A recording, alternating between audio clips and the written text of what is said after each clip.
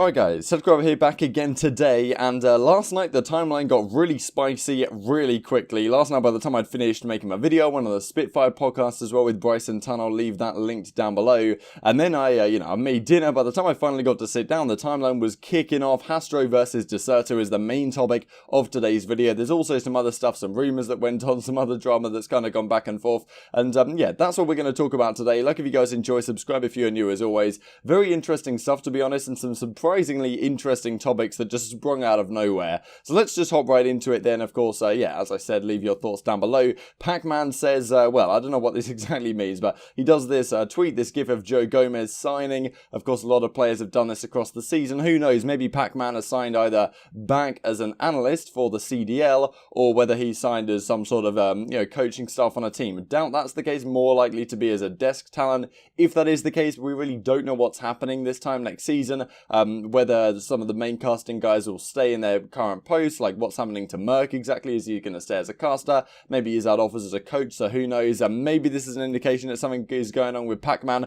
The more interesting one, if anything, is this one from Bose. It's officially says contract signed. Who knows where? We have been hearing about the rumours exactly what's going on with Bose, but we talked about Dallas Empire's 7th man, who knows, right? But he does seem to suggest that he's managed to get a substitute spot somewhere in the league. Of course, we'll talk about that when more news comes out about it. So to start with some of the drama and the news here, really, Clayster says these London guys are employing an entire squad of analysts. So he brings up a picture here with, Shane, Dominate, and Joe, which is just beyond the screen that you guys can't see. Let's try and load it here. So yeah, Shane, Dominate, and Joe all in the lobby. And Wiskins fires back with, you would only have one less than us if your S&D analysts didn't get fired. And that leads kind of nicely onto who Dallas Empire may be getting as their replacement for Mutex, and it does seem to be Tish. I'm pretty sure how that's meant to be pronounced. So the UYU team that we've been talking about as being a pretty damn competitive squad with a lot of the pro teams, Dallas Empire reckons they're pretty damn good. They decide to reach out to Tish and say, well, given Mutex is gone, do you want to join us as our second substitute? Memories seems like we're scrimming with UYU yesterday in place of Tish, according to Crone at CDL Intel. This would be a very interesting change, right? And it's a very interesting one from Tish's perspective as well. His decision, right, to leave UYU, if that is the decision he has made, to go and join the Empire as their substitute. It's pretty certain that Empire will not have an academy team, which means that Tish, unless he substitutes in for the main roster at any point, which I can't really see being, viable with the main roster they have, and also with Tommy on the bench, it seems more likely they're bringing him in as a similar Mutex S&D kind of analyst, that kind of player. First of all, it's going to be very difficult to actually bring something to the table that Clayster, Krim, Illy, Shotzi and Hugh are going to bring to the table anyway, with addition to Tommy. So it's going to be difficult for him to prove his worth on this team, first of all. And yes, he's got the guaranteed 50k plus in his back pocket for the year. That's a big deal. It's difficult to say if I were in his position exactly what I would do. But, he leaves the Pentagram and, the Pentagram UYU team and the like of guys that will have the opportunity this season to prove themselves in the amateur bracket and be guys that could potentially get picked up to starting rosters next season. Tish may have a more difficult time doing that because he really has a difficult time even proving himself when he's not going to pretty much be playing the entire season. He does, however, guarantee a paycheck, but when it comes to next season, season 2 of the CDL, to decide what the substitutes are going to be, is this guy going to be one of those guys? Is it going to be more like Pentagram or some of the guys on UYU and other amateur teams that have done well because they've actually played and proved themselves over the course of the title? Very interesting question. Seems like Parzelion has joined Fellows team. Gunjar's gone. Don't be surprised if he left for a substitute spot elsewhere. And he goes on to say Gunjar is currently scrimming on Chino's team. Chino's rumoured to be OpTic substitute. The others on the team are Jet Li, Robbie B and Apok. So keep that in the back of your mind. This tweet as well came out very recently. So Florida's substitutes as yet uncertain. That Atura is Florida's coach and he's been getting the 3,000 pro points. So he is one of their substitutes. We don't know who the second word is, the second substitute is right yet. But of course, Bo says he's signed somewhere, right? So who knows what could have happened there.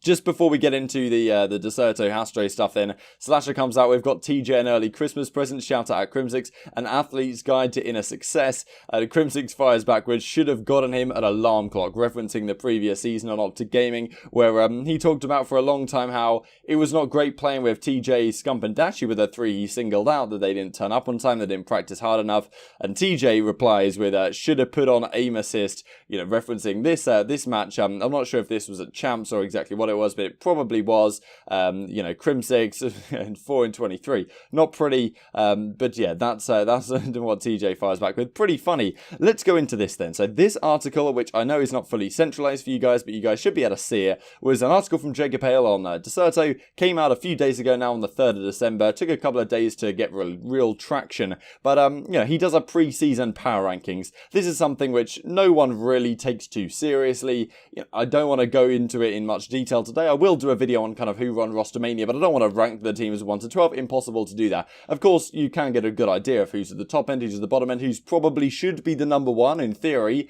in the practice that we've seen so far and the tournaments that we've seen so far this season, but it's only online, so it's difficult to say. Power rankings like this, and Dexerto, if you guys know these guys as a site over history, they've had a pretty long history. They used to be called, it used to be spelt with a C, that's for sure, which may be why people still pronounce it Dexerto, but whatever, you know, a lot of history. It's considered kind of a clickbait. They don't really add much to the story. They kind of just tell the story as it is, but it's pretty handy for people who want to keep up with just the real high-level stuff on the game in, you know, in Word format. So they do a power rankings. A lot of the time, of course, this is how journalism works nowadays. You're looking for interaction, you're looking for a story. You might make your article deliberately controversial to, you know, enhance the amount of clicks you're going to get. And that's the way the world works nowadays. So Jacob L comes out with this: Paris Legion 12, the Mutineers, the Los Angeles Guerillas, Minnesota Rokkr, Toronto Ultra, London Royal Ravens, Seattle Surge, Atlanta FaZe, New York Subliners, Los Angeles OpTic, and then the top 2 he goes Dallas Empire 2nd and Chicago Huntsmen 1st. Now, you know, I don't really want to go through the whole article. There's a lot of holes that people are picking through based on their own opinions. Perfectly fine to do that. However, the Dallas Empire being 2nd is very questionable to me, right? It seems pretty obvious based on current form that there's really no doubt that, you know, at least from what we've seen so far this season, it should be Chicago Huntsmen in 2nd place, right? And Dallas Empire should be 1st in theory. But, you know, to what degree did Jacob L do this because maybe that's just his opinion on the scene? To what degree did he do this because, you know, that's going to generate some interest, right? And it did so over the first few hours of this being live. Then we get this. So now this tweet has since been deleted from Hastr0. Now, when Hastr0, you know, when people start deleting tweets, you kind of know they feel themselves they're in the wrong. I definitely think that Hastr0 is in the wrong in this case. Doesn't necessarily mean that Dexerto Mike is in the right, but we'll go into that and you guys can make your mind up over the coming minutes. So formal replies to this tweet, which I believe was this one, and so Dexerto tweeted out the CoD League gets underway, but which team is looking the strongest? Hastr0 says this just goes to show how biased Dexerto is to their ownership group, which we'll go into in a second, who also has an ownership in Chicago franchise, who have been railing Chicago in every scrim. Now Hector Rodriguez, formerly of OpTic of course, and now the co-CEO of NRG related to the Chicago team, did have a 10% ownership stake in Dexerto back in the day. He doesn't have that anymore. It's been pretty public that he doesn't have that, and you know, I guess you could say that Dexerto were biased in the past towards OpTic. They would do articles in that favour. Of course, they would talk about OpTic all the time, but it was because it was the most popular team, right? If you understand that degree of journalism, the way the world works, I guess, you're going to talk about the team that most people are interested in and most people are talking about. He came up with a statistic that seemed to suggest that 70% of Dexerto's articles are related to OpTic. I'm not sure exactly where he got that from. Mike came back and said, this is Mike Kent, the co-owner of Dexerto, maybe the full owner. I'm not exactly sure how the structure works there in that organisation, but pretty much the big dog at Dexerto. He came back with, like, even at peak, it was only 20% back in the, you know, Advanced Warfare Black Ops 3 days when OpTic were at their height. But those are some tweets in a thread that have since been deleted. But this is what Formal comes out with, replying to this tweet. Dexerto got you, Mike. So a bit confusing. You've got 2 Mikes here, right? You've got Mike Hastr0 and you've got Mike Kent of Dexerto. Rule number 1, don't let Dexerto get to you. Not that upset, but even you can't justify this after getting dumpstered by our team in scrims so many times already. They're just scrims, but what else do you rate teams off at this point? Love you, man, but let's be real. Oh, trust me, the dumpstering has been real, but you should be smart enough to know that Dexerto was looking for this type of reaction, which I definitely agree with. You've been in the game too long for these kind of tweets. Thanks for Martin for pointing this out to me. And this really is the big thread that kind of got people talking about it on Reddit. So here we go. Are you saying that OpTic owners didn't have ownership of Dexerto when you're reporting about them in 70% of your posts, which is the figure that Hastr0 comes up with? Or are you just saying that now because you can after they've divested? So Hastr0 is effectively saying the reason why you've put Chicago #1 is because you have an ownership stake, you know, by Hector, who is related to NRG. Like, that is honestly an outrageous statement, to be honest. There's no reason why that would ever play into the consideration of the person writing the article, and he doesn't even have that stake anymore, right? So, you know, from the start, it's not going on a good track for Hastr0 here. And then Mike, fires back with, mate, what 70% figure are you on about? Hector has never ever told us what to write, literally never. We wrote about OpTic and stats are about 20% after they won champs, so I got the dates wrong. But you know, when they only covered CoD after they won champs, the big time, the articles apparently, according to Mike Ken, were only 20% of the total articles they're writing. What else would we report on? You've absolutely lost your head, by the way, taking an opinion piece by a writer where you're ranked second and projecting your own insecurities of never being as popular as Hector. Get a grip. Now, this is a pretty out there statement. I definitely don't think Hastr0 is in the right at all, as I just explained. But whether Mike Kent is in the right for coming out and saying, you know, you're insecure about being less popular than Hector, that's the reason why you're going out about this. That's his opinion, of course. I don't want to say that that's necessarily true. We don't know exactly what the situation is with Hastr0, but, you know, that's maybe a fair interpretation, right, of the situation. Hastr0 losing the plot a bit here, and you know, when we look back a couple of years, this is a very interesting thread that Rimbot Returns pointed out to me from Reddit. So this is 2 years ago, right? So this is a fair long time ago, and Hastr0 says here, how do you guys feel about an esports team having ownership of esports journalism websites? So, of course, this was, you know, a thought process on his mind back then related to Hector Dexerto. Now, you know, understandable, right, that this would be an issue in pretty much any other esport. As Rimbob says here, if Man United in the United Kingdom Premier League had an ownership stake in one of the coverage websites, and then that coverage is, you know, favourable towards them, then, of course, there's some issues there. At the end of the day, I feel like just because OpTic had Hector had a share here in Dexerto, it's not really at the same level of a Sky Sports or anything like that, so it's not as big of a deal. And at the end of the day, you're always going to cover OpTic Gaming anyway, because they are the most popular team. If it was a different organisation, a lower tier organisation that had an ownership stake, and we were starting to see more and more articles of what anything that one of their players having to do, then we'd be talking, is this really unbiased journalism? And I guess you can extend that to what happened with OpTic in the past. However, as of right now, that doesn't seem to be the case at all. And you know, you can take the argument that this projects Hastr0's insecurities about him and Hector going way back and being kind of the OGs of Call of Duty, but Hector's always been the one who's had all the success. And yeah, it's a very interesting concept, right? And maybe that is a fair implication.